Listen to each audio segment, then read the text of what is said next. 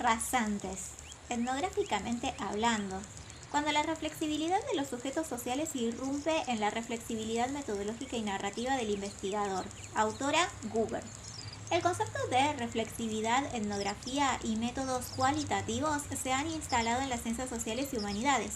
Su popularidad se centró en la metodología como si solo se limitara a incluir a un investigador en la aplicación de ciertas técnicas, pero que es eludida por las formulaciones positivistas del conocimiento social.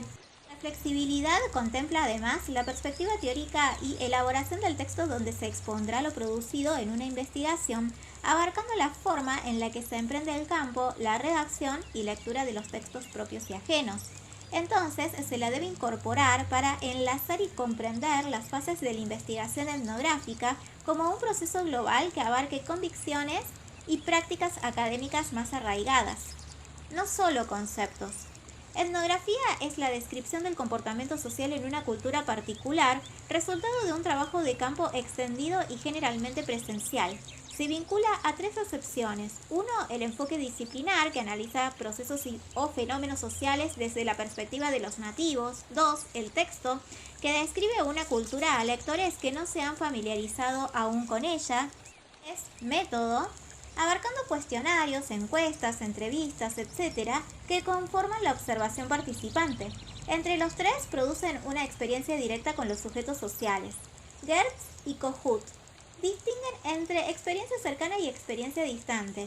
La experiencia cercana, cuando el otro se define a él mismo o a sus compañeros, hay una experiencia directa del investigador con el sujeto de estudio, aunque no permita entender cómo el investigador es capaz de acceder y entender conceptos de experiencias que desconocía e integrarlo a sus textos. Experiencia distante del especialista para avanzar sobre sus objetivos científicos, prácticos, etc. Etnografía requiere aprender a investigar y escribir ciertos textos que generalmente carecen de molde preestablecido. Los etnógrafos, para producir conocimiento social, deben aprender a aprender, conocer y actuar, entender la forma en que los nativos conocen y actúan, que son diferentes de los modos nativos y académicos del investigador. A ellos se accede desde el campo hasta la escritura. La reflexividad generalmente analiza cómo el investigador modela la escena etnográfica y los datos empíricos, pero no se preocupará tanto en cómo esas situaciones etnográficas impactan en sus nociones de la práctica y conceptualizaciones etnográficas. Para saber los temas de investigación, los etnógrafos deben registrar lo que hacen y dicen los sujetos y analizar las diferentes formas en las que ellos mismos tienen de conocer y dar a conocer sus conocimientos. Ningún método etnográfico es idéntico en todas las situaciones y grupos humanos concretos. Una invitación a la experiencia. En el 2007, Guber escribe el artículo Bautismo de Fuego, gracias a Dios, para la revista Tabula Rasa de Colombia. Por este motivo, es contactada en el año 2008 por Tony Celaya, quien le propone recuperar la dimensión humana de su experiencia bélica como cazador y halcón del Grupo 5 de caza de la Quinta Brigada Aérea de Villa Reynolds. Argentina reclamaba a las Islas Malvinas como propias desde el año 1833, cuando la corbeta británica Clio tomó el poblado de Puerto Luis y expulsó a la administración rioplatense. 148 años después, una junta militar decidió retomar por la fuerza y convocar una administración argentina-británica supervisada por Naciones Unidas. Todo desencadenó en una guerra entre Argentina, con el gobierno de facto de Galtieri, y Gran Bretaña, gobierno neoconservador de Thatcher. Celaya fue capitán en el escuadrón segundo de A4B en 1982 y quería que se diera a conocer la historia de los verdaderos halcones y que el coraje militar no surgía de una pasión suicida. Entonces, ¿cómo trabajar antropológicamente ante hechos ocurridos hace 30 años, donde además Guber no había participado? La mayoría de los interlocutores se habían retirado y los aviones A4B estaban fuera de servicio. Bueno, trabajaría Guber entonces con la experiencia humana de los verdaderos halcones de guerra.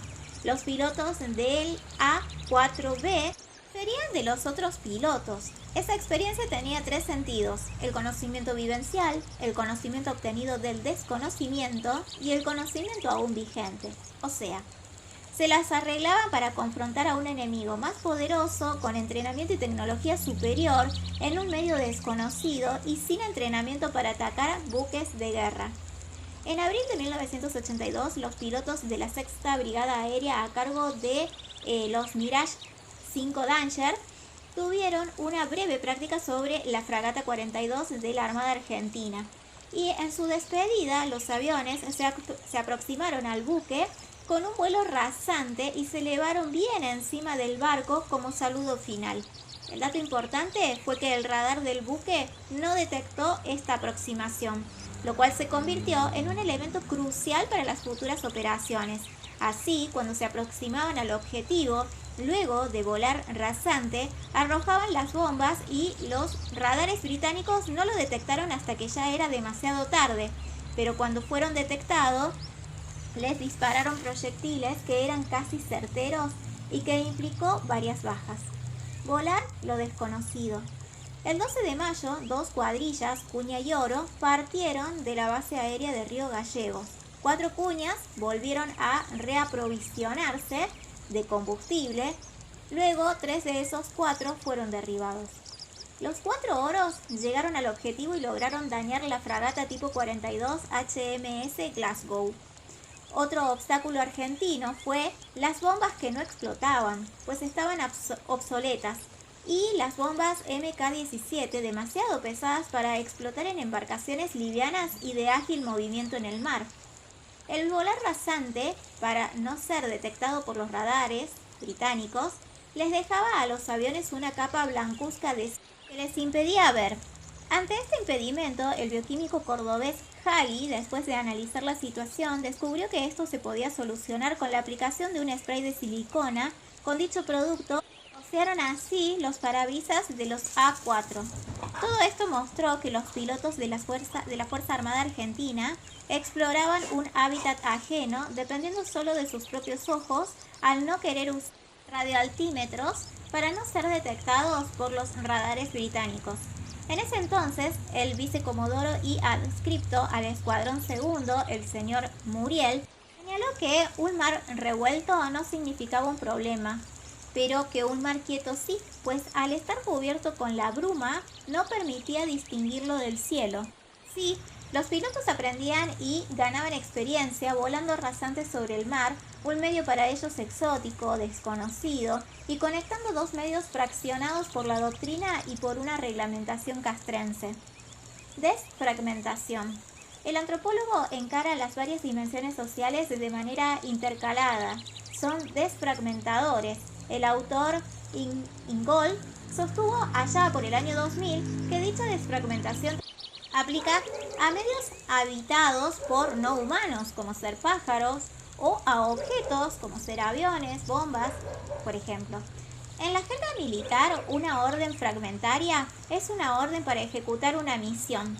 En la Guerra de Malvinas, esta orden fragmentaria solo era recibida por el Estado Mayor de la Fuerza Armada Argentina, sentada en Comodoro Rivadavia, pero los miembros de las misiones u oficiales subalternos eran ajenos a ellos. Debían de recrear una idea de totalidad. Entonces había así una fragmentación. Al abandonar la base, los pilotos trepaban a 10.000 pies cerca de la zona de exclusión, reabastecían con el Hércules KC-130 y descendían en vuelo rasante para acercarse al objetivo y atacar, teniendo la bomba con la mano, metafóricamente hablando.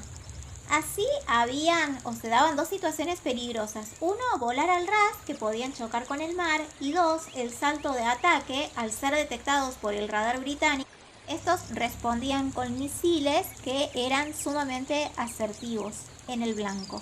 En estas dos situaciones, la mayoría de los pilotos perdió su vida. La muestra salina, dejada por la bruma, nos muestra una transición que no es ni acuática ni aérea. Desfragmentando los métodos de trabajo de campo.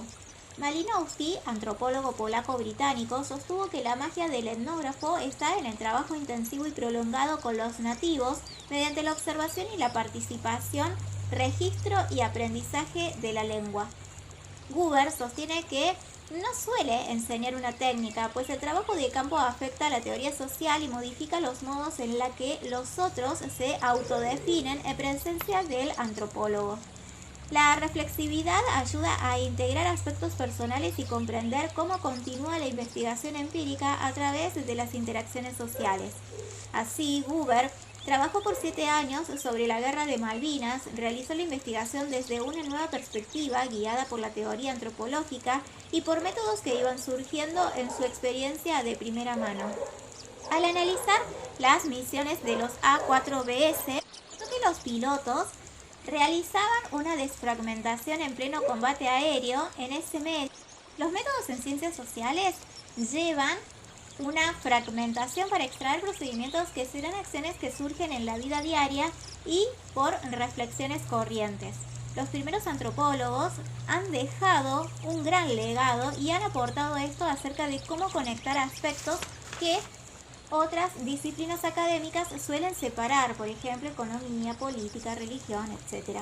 Hoy los antropólogos cuentan con gran capacidad para reconstruir articulaciones sociales y reunir, desfragmentar la comprensión de la vida de los pueblos y también los métodos, las técnicas de trabajo de campo, lo cual se convierte en expresiones de vida diaria tanto del investigador como la del nativo en su medio. Buber conversó acerca de lo sucedido en 1982, extendiendo la forma en cómo el informante contaba su individualidad, como también los conceptos y quién podía realmente hablar sobre este tema. Conceptos y métodos de experiencia cercana para leer y hacer etnografía. El trabajo del etnógrafo se parece al de los aviones A4S en guerra. Los antropólogos salen de universidades con una cultura social cercana a la que viven en sus hogares. Empiezan con una lectura general acerca de las experiencias del nativo, luego deben reabastecerse, alto en el cielo, con mucho material bibliográfico acerca de ese tema. Para bajar al campo, surge ese miedo a lo desconocido, puede peinar las olas de ceremonias y de cotidianeidad del nativo y tratar de sentirse como en su hábitat. Y allí surgen dos riesgos: ser expulsados o identificarse con el nativo, lo cual lo desviará de su objetivo, que es su tesis. Se identifica el blanco, el objetivo, y al otro, metafóricamente, sería el buque. Comienza una fase de peligro al lanzar una idea o responder a una pregunta inicial o reformularla. Para generar una tesis hay que dejar el campo y meterse en un escenario analítico. Tanto los pilotos como los antropólogos encaran la misión en su totalidad, con distintas relaciones de proximidad y distancia con los otros o el blanco. Tanto el piloto como el etnógrafo abandonan el ámbito familiar, ingresan en un nuevo ámbito y regresan con información. El etnógrafo clarifica el espacio sobre las nubes, también por debajo de ellas, pero no se sumerge al mar, solo se acerca. Ambos vuelan rasante, peinando las olas, pero el piloto como la máquina vuelven modificados, sea por las salinas, por el choque con pájaros, por proyectiles, etc., donde la experiencia de la misión los modificó. El antropólogo también es afectado en sus misiones antropológicas. Celaya quería dar a conocer una forma de aprender sobre la experiencia, observación, participación, cómo se acercaron a lo desconocido, retomando un tipo alternativo de totalidad, un tipo de vuelo logrado gracias a la desfragmentación.